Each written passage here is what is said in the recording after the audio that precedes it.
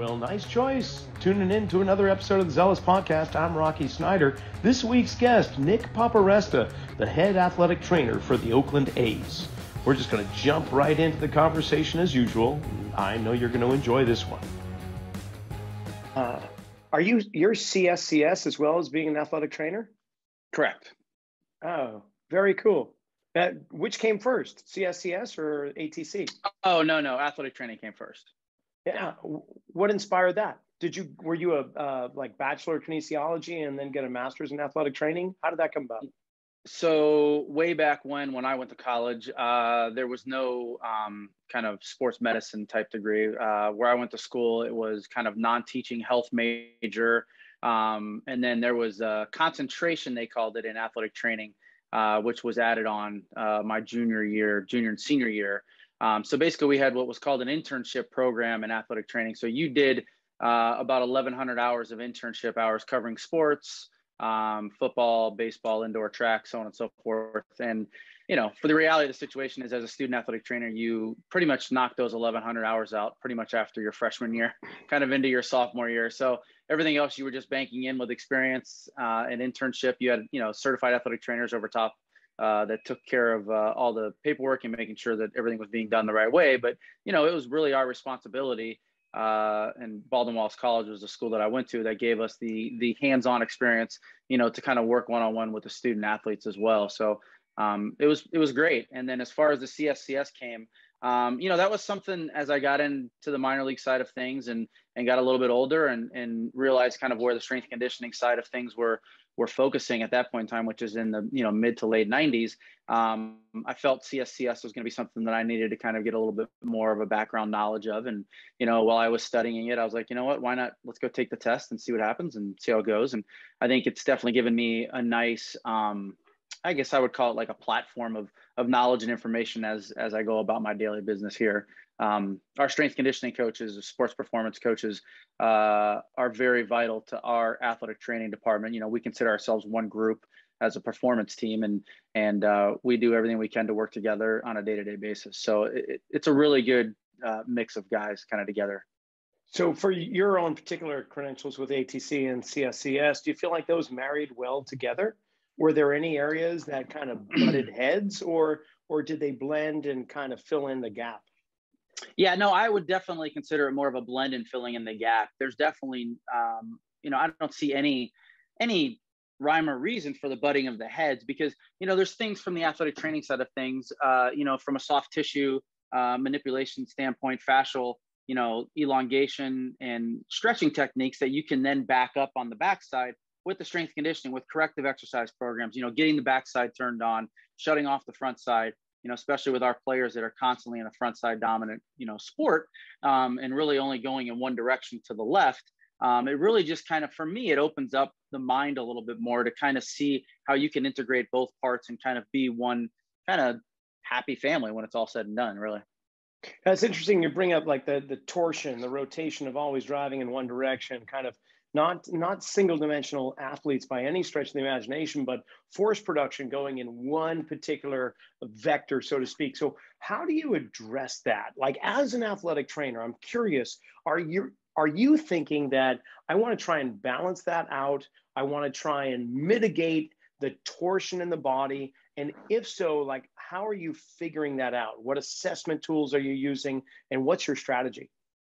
Yeah, so that's a good question. I think that, to keep it very simple, one of the first things we do specifically with our hitters is we tell them in the off season, listen, don't just, if you only hit right-handed, don't just hit right-handed. Like, get in that cage, work from the left side as well. Maybe you're not going into full, left-sided swings with a coach's BP or off the machine, but listen, hit off the tee, hit flip work, get yourself going on that left side as well as your right side, so that you're not unilateral and just one dimensional.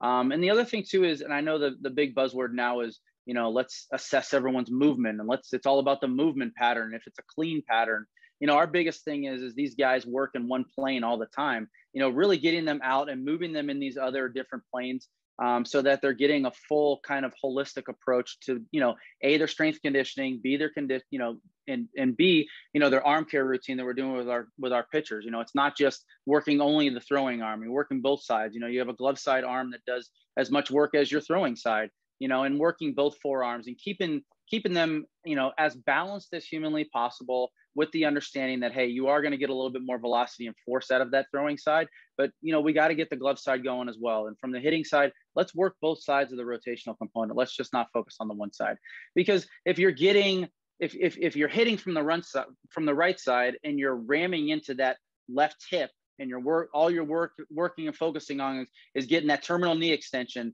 and getting all the way out there and really rotating those hips to the left side. Well, whatever you're doing to that left hip, you're not doing to the right hip. And so all that's going to do is cause you to just basically wear out the bearings on that side. So let's get both sides going. Let's get, strength on both sides, the front side and the back side. And that's kind of our thought process in theory. Well, that's interesting to bring up. There's just the simplest approach of just counter rotation. Basically, I remember I spent some time at Titleist Performance Institute going through some of their programs, and one thing that remains in my mind is talking about the long drive champions in golf. Many of them coming from Canada, in fact, and most of the national champions actually in the off season would be hockey players, and they would be actually hitting the stick in the opposite direction that they'd normally be driving the ball. Right. So they found that it was just instinctive on their part, and they started looking more into it. And yeah, you need that counter rotation. So my next question, though, is something you brought up, that they're primarily single plane athletes. So we're talking about transverse plane and rotation. And then there's also, of course, sprinting, which is primarily sagittal plane. And in terms of force production, forward or backward, I can utilize the sagittal plane and I can utilize the transverse plane to project my mass either forward or backward. The one plane that doesn't help me in that regard of forward or backward production is the frontal plane, or in European terms, coronal plane. So do you expose that? Do you really work on enhancing frontal plane activation or mobility, pliability, however you want to call it, motor control, to further encourage better kind of multi-planar athletes? Yeah, I going back to your other question too about the evaluation standpoint, you mentioned TPI. We're an organization that does use On Base U, which is the baseball version of the TPI with Greg Rose, and it's definitely something that has really opened up the spectrum of thought process for us. We first started with the hitters, and now we're engaging into the pitching component of it. And when you look at that evaluation tool as a tool, because that is what it is, it evaluates both the mobility, it evaluates the stability, and it also evaluates the power potential of these guys. Like, is the engine really big enough to be powerful for that guy? Or is his engine as big as it is, and you are getting the most that you can out of this engine? So yeah, we really do focus on that total body movement and mobility component, but you can't just have mobility, because you have to have stability, because with mobility only causes the instability and all of the problems, specifically on the rotator cuff, the labrum, both on the hip and the shoulder, so on and so forth. So we really do try to put both those components together in all of those planes, as you mentioned. Yeah. So I think a lot of our time, if you talk to our sports performance coaches, Josh Cuffey, who is the head of that on the major league side, a lot of our time in the weight room isn't about just throwing weight around anymore nowadays. Now it's a lot of it is mobility, is corrective exercises, is turning on, engaging those muscles to be firing in the pattern that you want them to fire. Just because they turn on doesn't mean it's working. You want to get that movement pattern in the correct motion and in the correct firing patterns that you need, both from either the On Base U assessments or just the daily work with these guys, and getting them warmed up and into the activities, not just going from their locker straight into the cage and go hit, because that's where we see you don't get the most performance and you're going to get the biggest injury potential for those guys. Yeah, well, that's really encouraging to hear that you guys have been willing to take this leap of faith away from gross force production of just slamming weights around to try and make bigger, stronger athletes, and more concerned about the quality of movement. And I know Gary Gray, he has a little tweakology that he calls it most stability, where every joint should have mobility and stability and should be a combination, and you need it when you want it. You should have both. So with your assessments, obviously they're breaking down the mechanics. Like the Titleist will break down the basic golf mechanics and have that kind of be their movement screening. You do the same thing with your ball players. How do you go from global perspective to more isolated, localized. So when you're watching somebody, a pitcher on a mound, and you break down their components, like how deep in the rabbit hole do you go? Do you know what I mean? Yeah, I do. An interesting point of that is it all depends on the player. How deep does that player want to go? How deep of a relationship do you have with that player for them to feel most confident and comfortable with you as an athletic trainer or as a biomechanist or as a strength and conditioning coach to go down that area that may not be, something I've done for a living. I haven't gone out and played baseball for the last 30 years, like the majority of our coaches have, right? But we may have a biomechanist that can sit down and work with that player, go over some of the 3D motion capture stuff, go over some of the slow-mo video stuff, and be able to really help them, either engage upon a performance improvement or help them try to protect themselves from a potential injury risk from what they're seeing. And some of that does come in through the assessment aspect of it, from either the on-base U or our own internal assessment that we do with our players regularly, both from the arm component of it or the full body, evaluation of it. I think the biggest thing too, that we focus on more and more is just really working with that player and building that trust and that relationship, because without that, the player isn't going to really totally, not buy in is the right word, but just be able to take what you're saying to them constructively and not feel like you're breaking them down and putting them in a bad spot. Ultimately in the end, we're trying to do what's best for the player, and we want to explain that to them without, really kind of mentally putting them in a bad spot. Yeah, well, there's a side of you that needs to be a communication major or a specialist in communication too at the same time, right? That is for sure. That is a lot of what I do, is just try to communicate with all the parties involved, front office, players, coaches, manager, to help them learn what's best for them, what's best for the organization, what's best for the longevity of their career. Some of those things are difficult to understand because it may affect your performance a little bit early on, but in the back end of this, 10 years down the road, if you're still pitching, that's going to be the biggest gain for you from a financial standpoint or from a career standpoint, is being able to pitch and perform for those years. I'm curious about that. So what kind of dialogue do you have with and I know it's based on the individual and so on, but you're talking about the potential of $1 million contracts with these players, and you're promoting this one thing that is going to detract from their success or accuracy, speed, or whatever for a short-term period. And they have to be willing to follow along with that if what you're saying in the long run is really going to pay dividends. How do you go about that? So I think the biggest thing is you try not to bring those issues or concerns into the regular season if at all possible. You like to maybe, kind of evaluate those and see how they're kind of transgressing throughout the season, ups and downs with the season as it goes along. And then maybe in the off season, providing them an opportunity to say, hey, your pelvic mobility isn't very good. We should probably work on focusing on these type of things for you in the off season to be able to perform at a much higher level going into next season. Or, you've got a great pelvic tilt, but you just can't control, the manner in which you can get that tilt there. It's kind of shaky when you get there. So if we can work on those things, that's the more of what I am trying to explain and educate the players on. It's a constant education. I mean, that's just the nature of what it is. That's what we're here for nowadays is the old school days of when I first started, basically just throwing ice bags on guys and carrying the equipment from place to place and being there in case anything happens. Those days are past us now. These guys are so much smarter. They're learning so much faster. The AI that they have on them is so much, it wasn't even there back in the 90s when I first started. So a lot of this stuff is just things that as you get older and you learn the newer type of players, just being able to adapt yourself to their mentality, I do. So it's interesting you mentioned like how it used to be. Well, how is it like today as an athletic trainer in professional baseball? How has it progressed, grown, matured from the days of just throwing an ice pack or whatever? Yeah, I think that we as a group, as athletic trainers, have become more medical professionals, healthcare medical professionals now. I think the title of athletic training, people can, say what they want about the name and the title and what it means.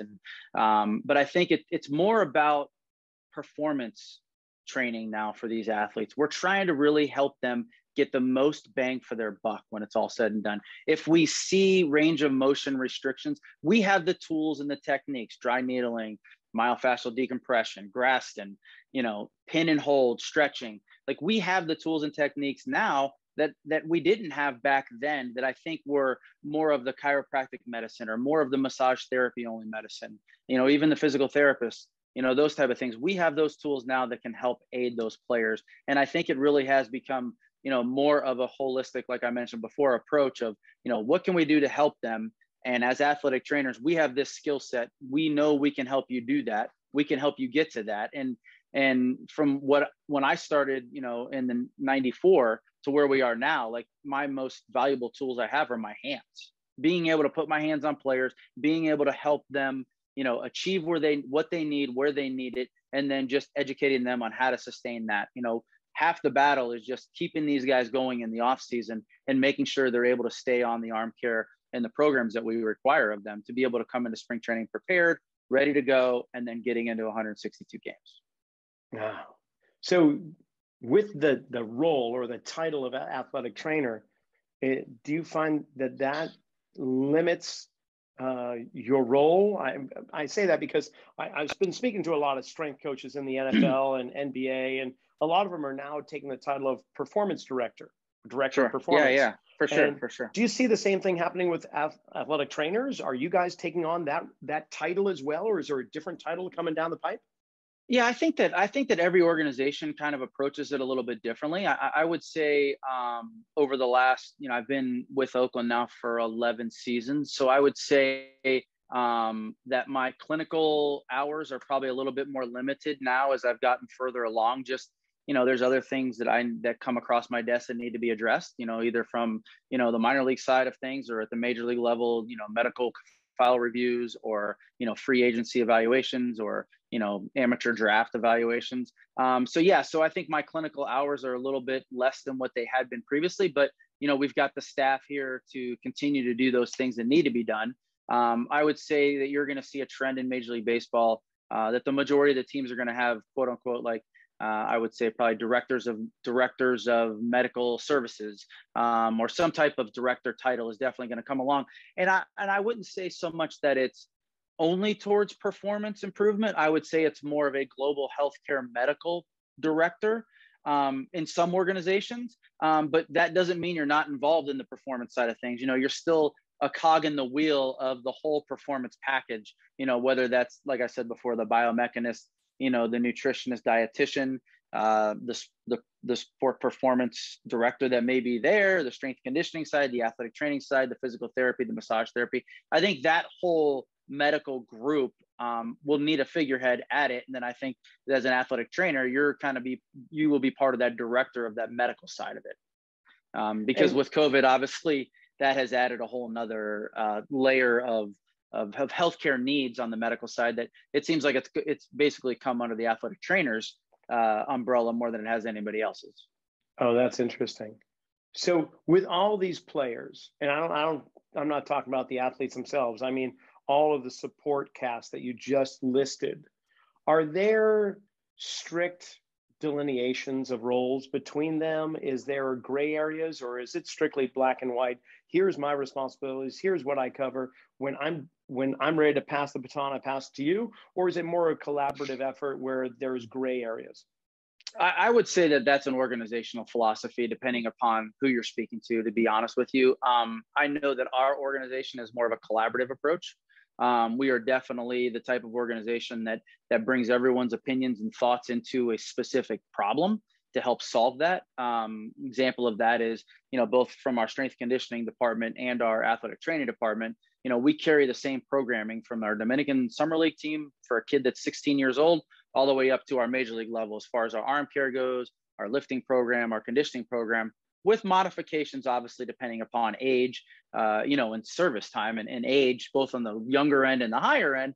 But we do try to keep one cohesive system all the way across the board so that as players move throughout levels, I mean, you're talking about 6 minor league levels and the major league level. You have consistency for those players, and they know what to expect at those levels as they're there, because something isn't going to be new. Well, I've got this strength coach at AA who does things a whole lot differently than our strength coach at AAA. Well, no, everyone does it all the same way. So that's kind of the way we approach it. But you may be in a different organization where somebody's different at every level. I can't speak for those other teams. So how did you get involved with the Oakland Athletics organization? How did that all come about? I was working for the Tampa Bay Rays at the time. I was what we call the second assistant, or, there's a head athletic trainer and assistant athletic trainer. And then most organizations have a second assistant athletic trainer. So I was doing that role with the Tampa Bay Rays at the time, which basically meant I handled all the major league rehabs. I did the workman's compensation. I stayed back usually when the team went on the road and took care of the players, both surgical and non-surgical, conservative care as well. And Oakland had an opening for their head athletic training position. And I came on out here, interviewed, and was offered the job and took it. That was 11 years ago. I think I'm going on, this will be year 12 in Oakland. And you're overseeing all aspects of the organization from, like you say, Dominican Summer League to the minors, AAA, all the way up? Correct. Yes, that falls all under my umbrella.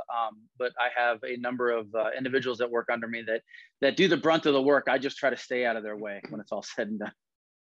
So the majority of your weekly schedule is not just necessarily coordinating and overseeing. You've got other things going on. Correct. Yeah. So my main focus is the 40-man roster or the major league team. My day-to-day operations are with the major league team 24/7. I travel with them. I'm there at the games, BP, post game. But I also do oversee the minor league operations and the amateur draft, and obviously on the professional side, the free agents that we acquire as well. Is this your busiest time of year? Oh, that's a good question. There's no time off anymore, to be honest with you. This would have been, this honestly is the slower time, but we do spend, our organization does put a lot of effort into reaching out to our players and communicating with them, every couple, 2-3 weeks in the off season. We have an app that we use to send the players, lifting and conditioning and arm care with videos of all of our exercises. So this is a busy time in regards in regards to communication, but a slower time in regards to the day-to-day being at the ballpark for 10 or 12 hours a day type of operation. But with our current CBA negotiations being stalled in the lockout, right now we are not allowed to communicate with any of the 40-man roster or major league free agents. So I have a little bit more time on my hands, but we just hired a new manager on the major league side. So there's going to be some time used to kind of get to know him and kind of work within that. And then there's obviously all these other projects that have come up since then.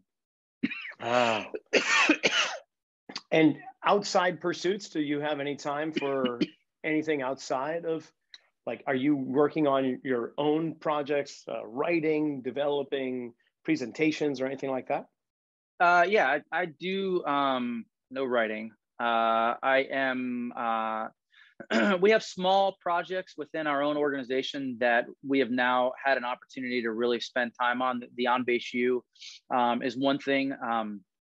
Not sure if you've ever seen that process of how that evaluation goes on, but we are trying to really bridge the gap of our minor league side and really try to hone in, our hitting coaches, our pitching coaches, our strength conditioning, and our athletic training to really become one group and cohesive group. So we're working on trying how to electronically work that into our system as well as our development system, both at the major league and minor league level. So, that's been a big kind of undertaking.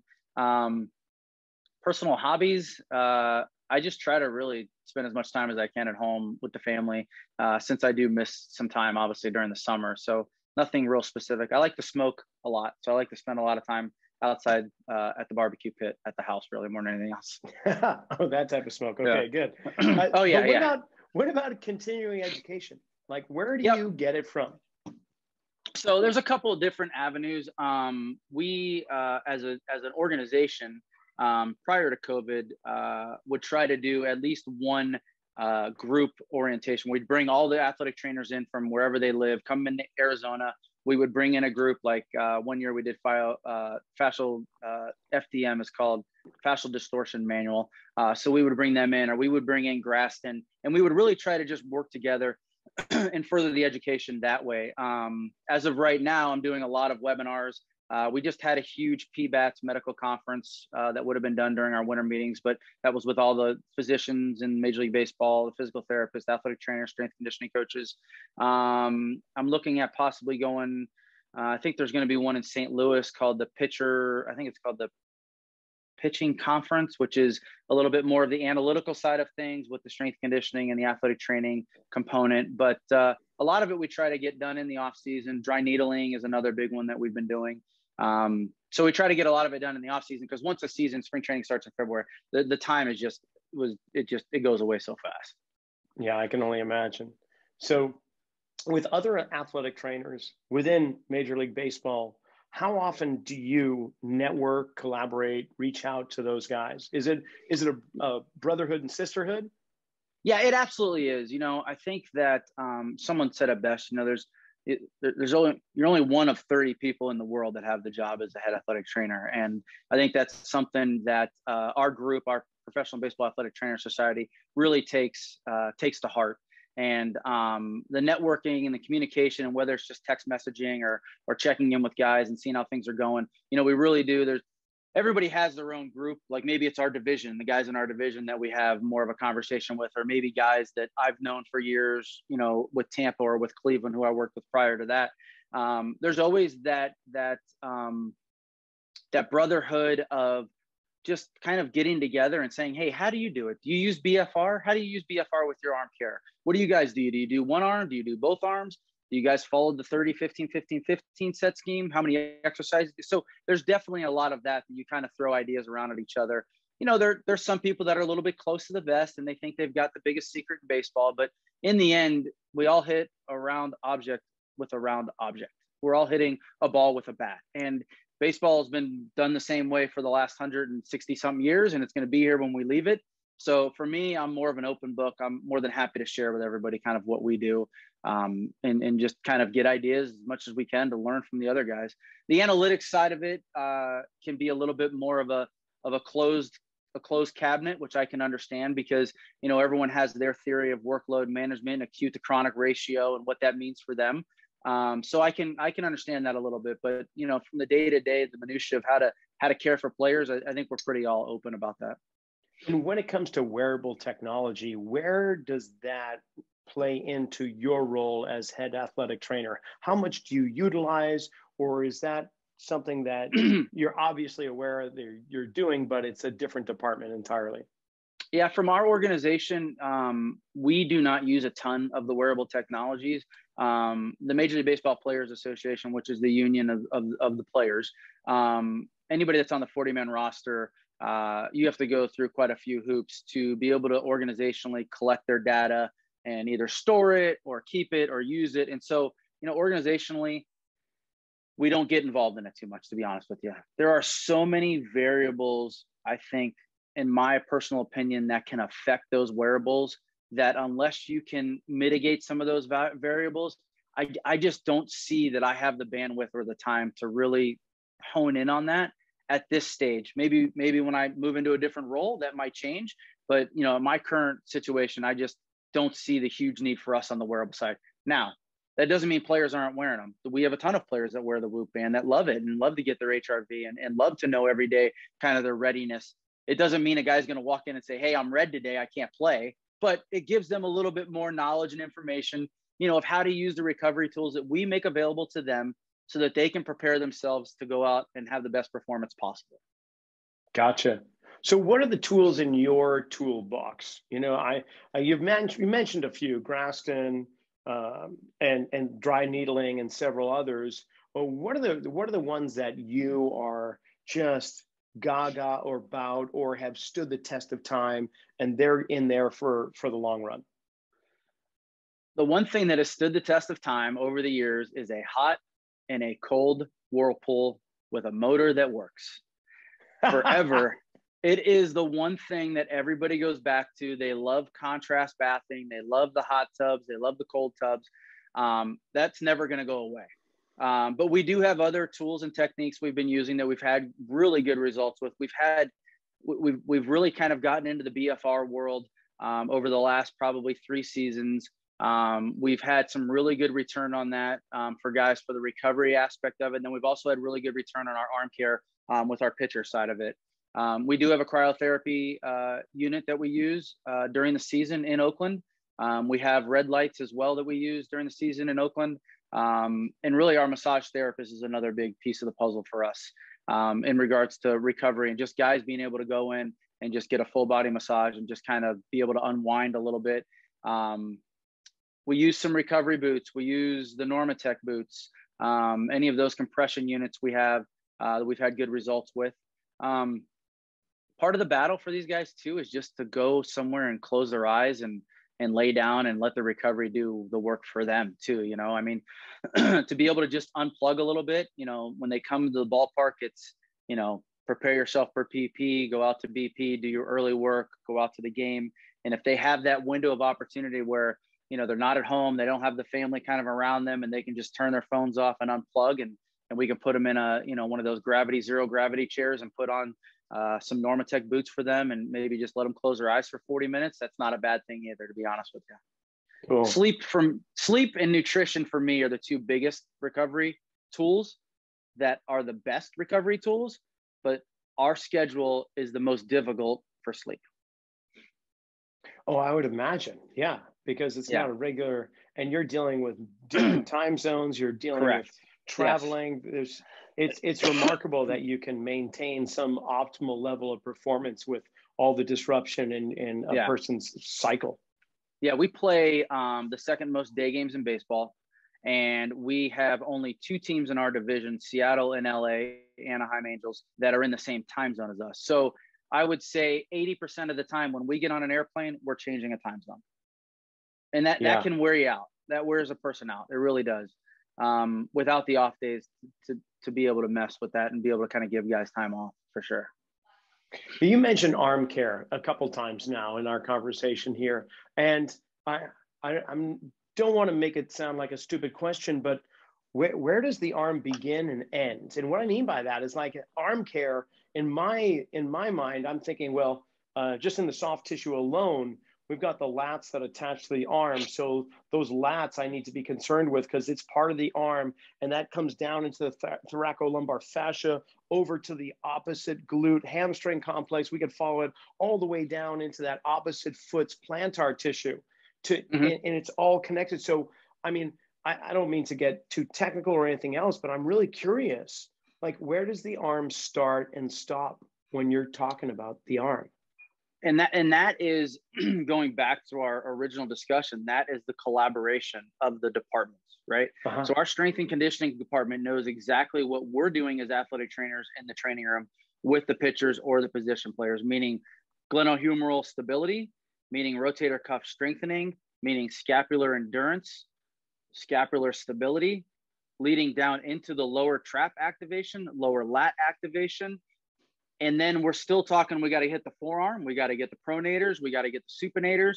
We've got to get the extensors of the wrist, the flexion of the wrist. And then we lead that into our strength and conditioning department. And that's where they really get the larger muscle groups. They focus on the big lats, the big glutes on the backside, the hamstrings.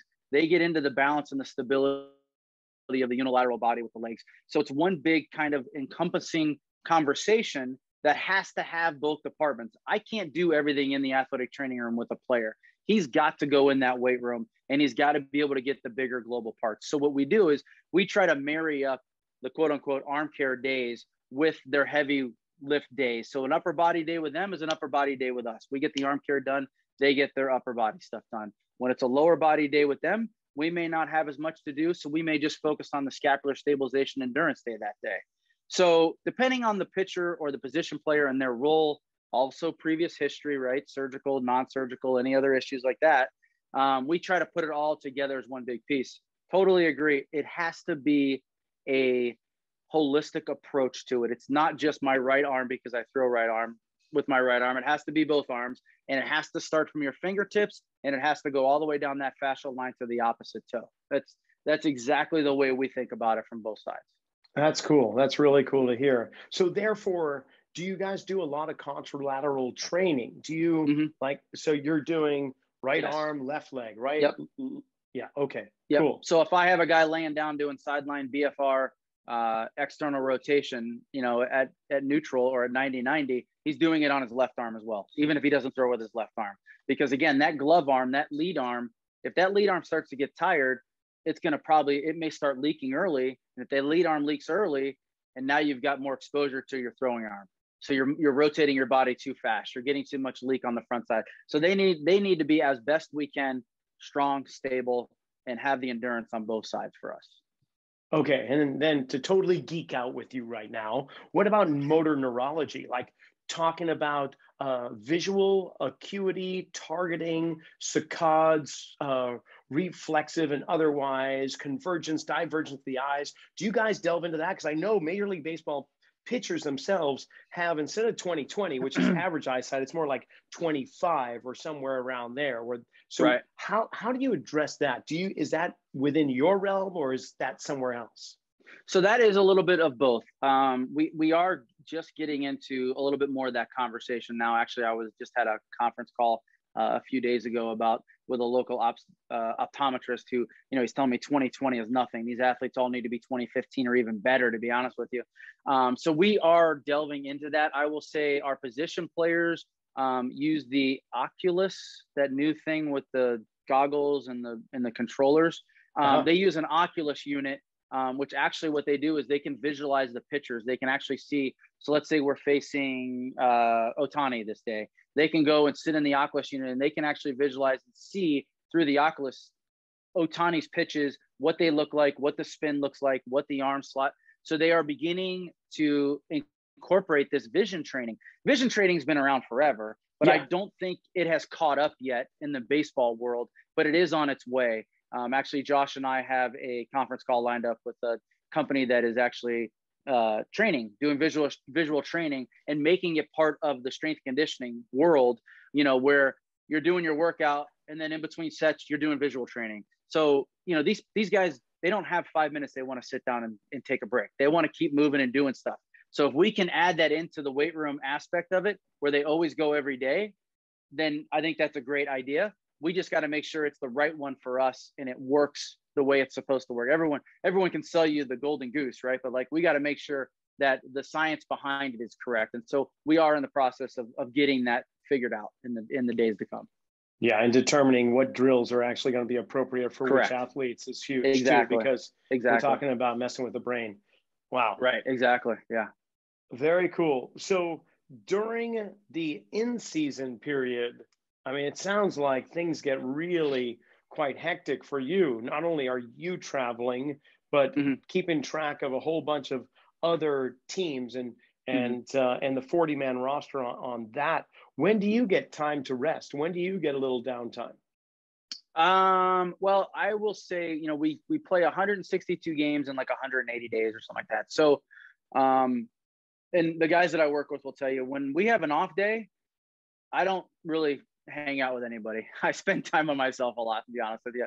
And they know that, and we've been together for years. And so, every now and then they'll shoot me a, hey, you want to grab dinner or something? But those off days are days that I kind of really cherish to be by myself, whether it's watch a movie or, try to catch up on some reading or just kind of relax. That's when I try to get those days in. And then really the morning is kind of my time. I try to get up, get a workout in, kind of have some breakfast, coffee, catch up with my wife who's in Arizona while I'm in Oakland for the most time, and do that. And then once you get to the ballpark, it's 12:31 at the latest, forget about it. It's nonstop. It's going until the game's over, 10:30, 11 o'clock shower and head to the house back and do it all over again. So usually the morning and then off days, either on the road or at home, are kind of my days. And did you know you were getting yourself into this when you started out with Tampa? Well, I did. It's a good question, but I did. Way back when I first started in 1994 with Cleveland in the minor leagues, I spent 10 years, 12, 13 years in the minor leagues. And just that really does prepare you for what is going to happen down the road. I don't think anybody can say any different than that. Like, you know, being by yourself with a team of 30 men that basically require you to do everything from telling them how many Tylenol to take when they have a headache to what cold medicine to take if they have the sniffles, really prepares you to understand what you're going to get into. And then each level you move up, you know, it gets a little bit different. And then you get into a coordinator role, and now you're, you know, in charge of 4 teams below you. And you understand that the phone never gets turned off and the computer's always on. And then you move into the big leagues and you work as an assistant, and you kind of work yourself up. For me, the right way to do it is the progression through the minor leagues and into the big leagues. But there are people that haven't had to do that. But for me personally, that worked best for me. All right. And then your biggest challenge and biggest reward in the position that you're in?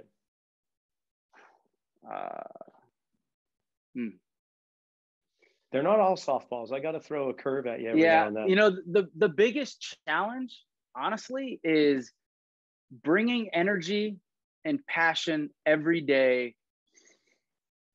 We're talking February 12th till October 1st, every day, bringing that energy, bringing joy and hope, and making sure the players don't, you know, ride the roller coaster up and down, and just stay steady the whole way. You're going to have your losses. You're going to have your wins. You're going to have your injuries. You're going to have your years that you're not going to have injuries, but you got to stay the same every day. You know, each year I tell everyone I am an asshole, but I'm the same asshole every day. Like, that's just the nature of it. You got to be the same for me every day. And that can be a struggle at times, because I could have stuff going on personally at home that I don't want to bring to the ballpark. And I've got to still be upbeat and be there for the players and help the rehab guys that need to get out there and let them understand that it's a road that needs to go down, and it's a path that has a positive at the end of it. So that's tough, but that's part of why I keep doing it, because, you know, it's something that's a challenge for me every day. And your biggest reward? It's corny, but the biggest reward is still seeing, you know, the injured player return from that injury and getting back on the main stage and playing at the biggest, you know, the highest level of professional sports in our industry at Major League Baseball, and getting back out there like that. That still for me is the biggest reward. That kind of stuff just still, you know, when the moment comes, you get a little bit more of a tickle and a little bit more, you know, kind of joy within what you've done, because you're able to help him, you know, achieve what he wants to and get back out there, either from surgical or conservative care or whatnot. Those things mean a lot. I remember I was 8 years old, growing up outside of Boston, and my first experience going to a ballpark, watching the Red Sox play the Texas Rangers in the bleachers. And from that moment on, I was kind of locked into baseball and always had a special place in my heart, especially when you go to the ballpark. So I guess, why baseball for you? You said yourself you weren't a professional baseball player or anything like that. What made you go, yeah, Cleveland Indians or Tampa Bay Rays or Oakland A's? Yeah. This is what I want to do. So I played a little bit in high school, my freshman and sophomore year. I found a passion for it. I was born and raised in Florida, down the southwest quadrant called Fort Myers, Florida, down there. And the Atlanta Braves was the only team on TV, on TBS. We would watch them. And I think just the passion and love for baseball was kind of always there for me. And when I went to college, my freshman year, I had an opportunity to work with the baseball team. And they took me on a spring break trip with them every year. And I never went to spring break when I was in college, because I was always with the baseball team. And I think that little bit of bug, the enjoyment of that camaraderie and being around those guys and the sport itself has really been something that's kind of always captured my attention. My head athletic trainer in college always said, if you're going to work in professional sports, pick a sport you really like, because watching soccer stinks if you don't like soccer.